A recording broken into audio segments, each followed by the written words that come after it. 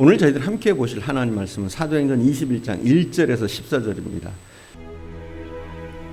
우리가 그들을 작별하고 배를 타고 바로 고스로 가서 이튿날 로도에 이르러 거기서부터 바다라로 가서 베니게로 건너가는 배를 만나서 타고 가다가 그브로를 바라보고 이를 왼편에 두고 수리아로 항해하여 두로에서 상륙하니 거기서 배의 짐을 풀려 함이러라.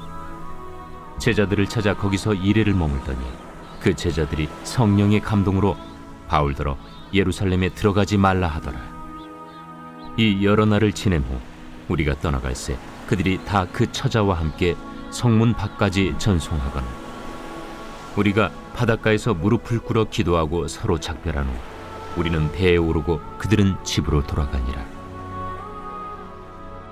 두로를 떠나 항해를 다 마치고 돌레마이에 이르러 형제들에게 안부를 묻고 그들과 함께 하루를 있다가 이튿날 떠나 가이사라에 이르러 7 집사 중 하나인 전도자 빌립의 집에 들어가서 머무르니라.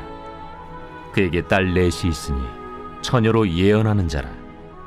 여러 날 머물러 있더니 아가보라 하는 한 선지자가 유대로부터 내려와 우리에게 와서 바울의 띠를 가져다가 자기 수족을 잡아매고 말하기를 성령이 말씀하시되 예루살렘에서 유대인들이 이같이 이 띠 임자를 결박하여 이방인의 손에 넘겨주리라.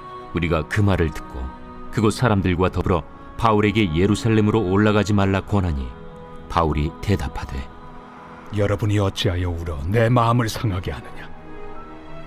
나는 주 예수의 이름을 위하여 결박당할 뿐 아니라 예루살렘에서 죽을 것도 각오하였노라. 그가 권함을 받지 아니하므로 우리가 주의 뜻대로 이루어지이다 하고 그쳤노라.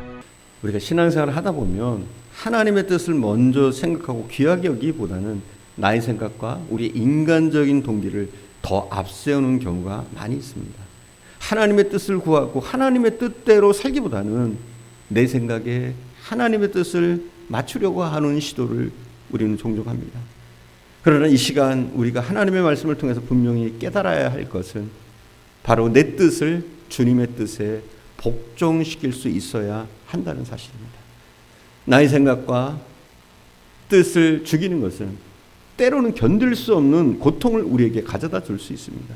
때로는 우리의 자존심이 상할 수도 있습니다. 때로는 우리에게 환난과 박해를 가져다 줄 수도 있습니다. 때로는 우리에게 세상적으로 손해를 가져다 줄 수도 있습니다. 그러나 우리가 알아야 할 것은 그것이 바로 우리 각자에게 주어진 자기 십자가라는 사실입니다. 여러분, 자기 십자가는 무엇을 말하는 것입니까? 자기 십자가는 한마디로 주님의 뜻을 따르기 위해서 나를 죽이고 나의 뜻을 죽이는 고통이라고 말할 수 있습니다. 간혹 가다가 교인이 나는 왜 이렇게 십자가가 많은지 몰라 이렇게 말을 하는데 가만히 보면 그것들이 십자가가 아니라 자기 욕심인 경우가 많습니다. 자기가 원하는 대로 잘 되지 않으면 나에게 십자가가 많다고 말을 합니다. 그러나 그런 것은 십자가가 아닙니다.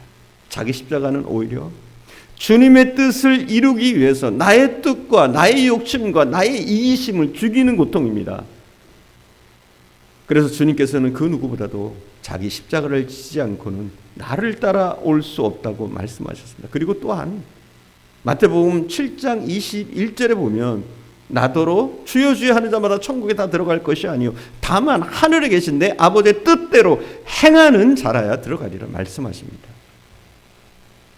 폴라드라는 한 젊은 여성이 아프리카에 선교사로 가고 싶다는 간절한 소원을 가지고 있었습니다.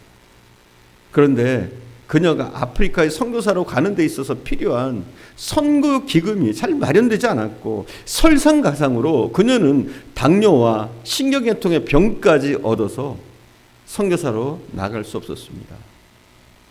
그래서 그는 고통과 시리 가운데 빠지게 되었습니다. 그래서 마음속에서 많은 불평과 원망이 가득 차게 되었습니다. 하나님 어떻게 된 겁니까? 제가 주님의 복음을 전파하기 위해서 아프리카로 가기로 헌신하지 않았습니까? 그런데 이게 웬일입니까? 이제 제 몸까지 망가졌으니 하나님의 뜻이 도대체 어디에 있는 겁니까?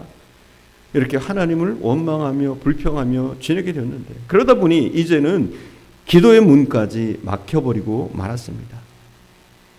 이렇게 기도도 제대로 못하고 있던 어느 날 그녀는 한 작은 기도 모임에 참석하게 되었는데 거기서 한 할머니의 간절한 기도 소리를 듣게 되었습니다.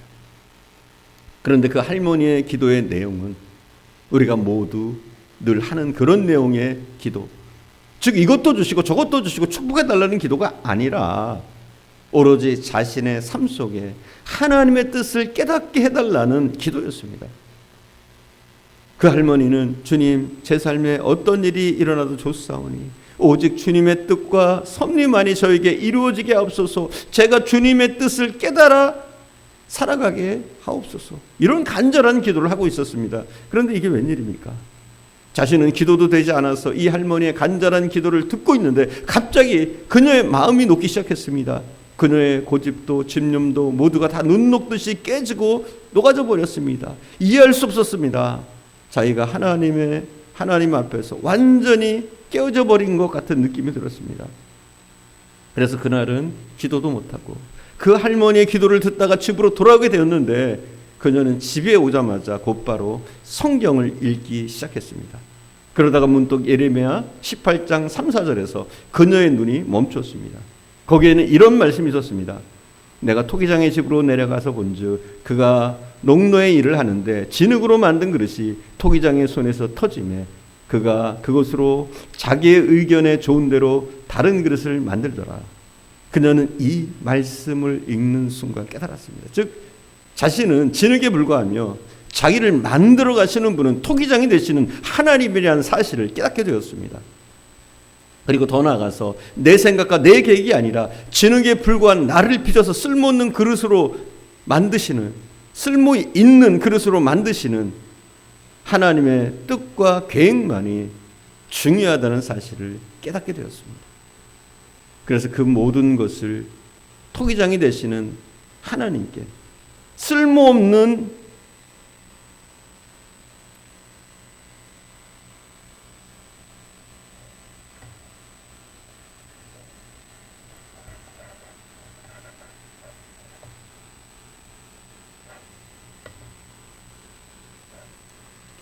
레디 고.